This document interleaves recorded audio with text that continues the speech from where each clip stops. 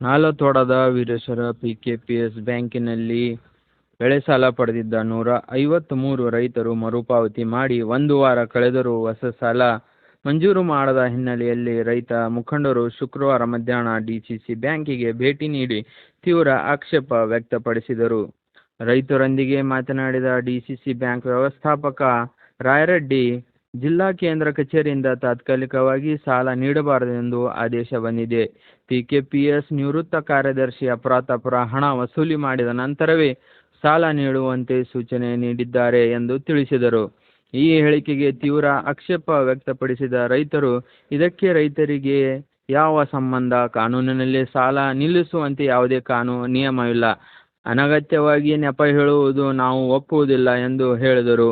ಪರಿಸ್ಥಿತಿ ಗಂಭೀರವಾಗುತ್ತಿದ್ದಂತೆ ವ್ಯವಸ್ಥಾಪಕರು ಮೇಲಾಧಿಕಾರಿಗಳಿಗೆ ದೂರವಾಣಿ ಮೂಲಕ ವಿಷಯವನ್ನು ತಿಳಿಸಿದರು.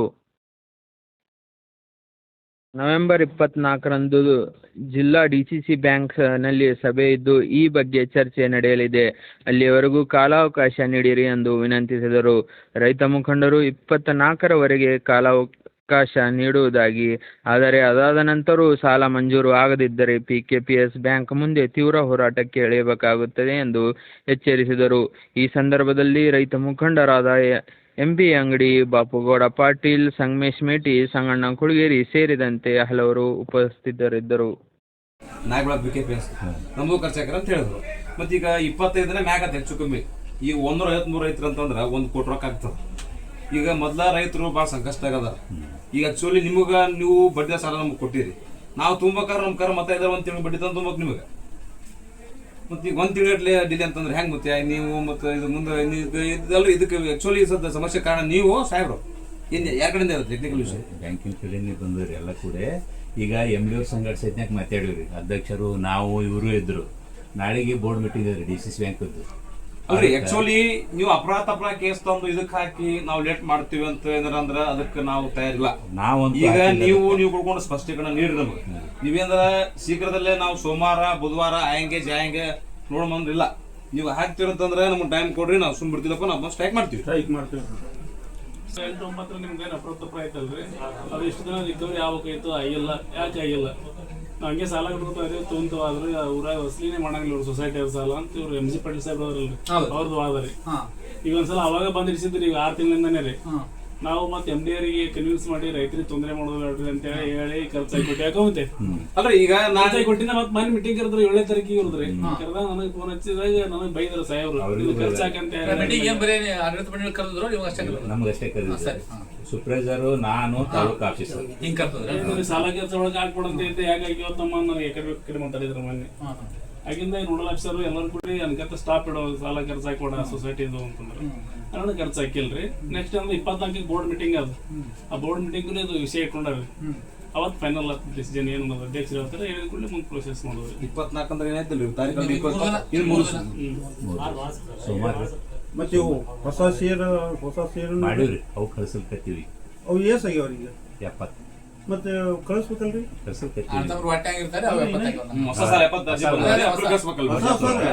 ಹೊಸವನ್ನ 70 ಆಗಿದ್ ಕಳಿಸ್ತೀವಿ ಅಂತಂದ್ರು.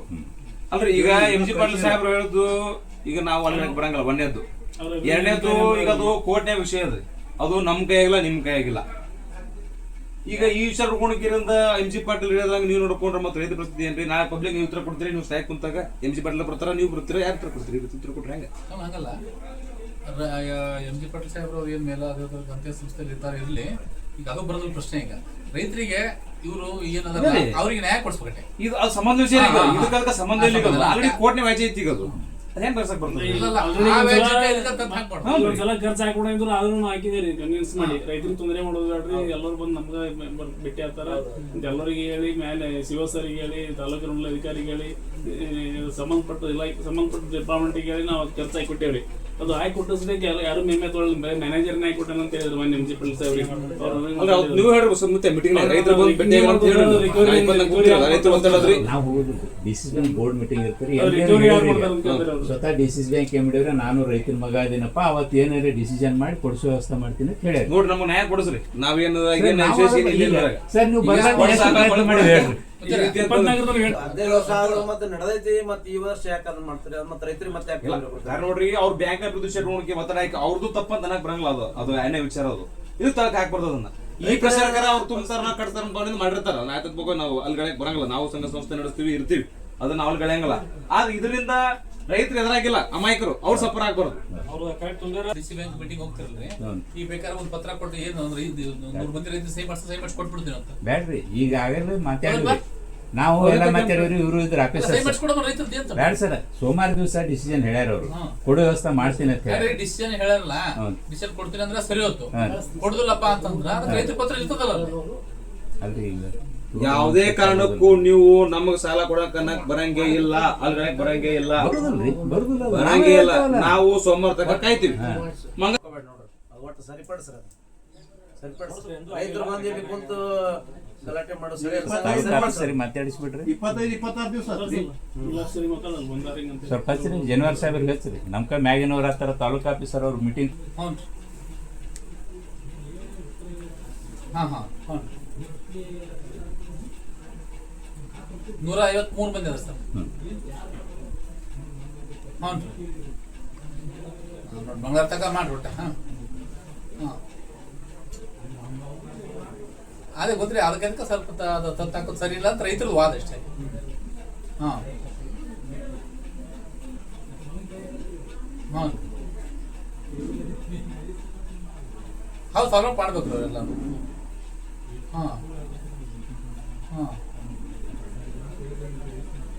ಇಲ್ಲ ಬಂದಿಟ್ರ ಸಂಸ್ಥೆ ಮರ್ಯಾದೆ ಹೋಗುತ್ತೆ. ಅದಕ್ಕೆ ಏನಂದ್ರೆ ಮತ್ತೊಂದು ದಾರಿ ಹುಡುಕ್ರಿ ಸರ್, ಅದಕ್ಕೆ ಬೆಂಬಲ ಇರ್ತೀವಿ ನಾವು. ಈ ದಾರಿ ಬೇಡ ಅಂತ ಈಗ ಅದಕ್ಕೇನು ಮಾಡ್ರಿ, ಅದಕ್ಕೆ ನಮ್ಗೆ ಬೆಂಬಲ ಅದ. ಅದು ಈ ಕ್ರಮ ಬಿಟ್ಟು ಮತ್ತೊಂದು ಕ್ರಮ ಕೈಗೊಳ್ರಿ ಅವ್ರಿಗೆ.